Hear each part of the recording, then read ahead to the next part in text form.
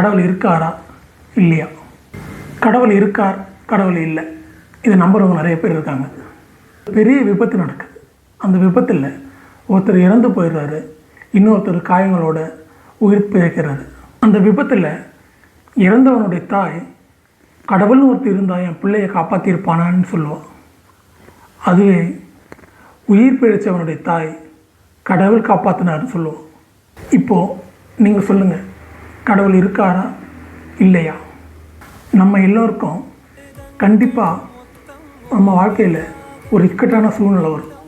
அந்த இக்கட்டான சூழ்நிலையில் யாரோ ஒருத்தர் வந்து நமக்கு உதவுவார். அப்போது அந்த நேரம் அவர் தான் நமக்கு கடவுளாக தெரிவார். அப்போது கடவுளுங்கிறது வெளியில் இல்லை, ஒவ்வொரு மனுஷனுக்குள்ளே தான் இருக்குது. நம்ம கூட இருக்கிறவங்கள நம்ம அன்பாக பார்த்துக்கிட்டா அவங்களுக்கு நம்ம தான் கடவுள்.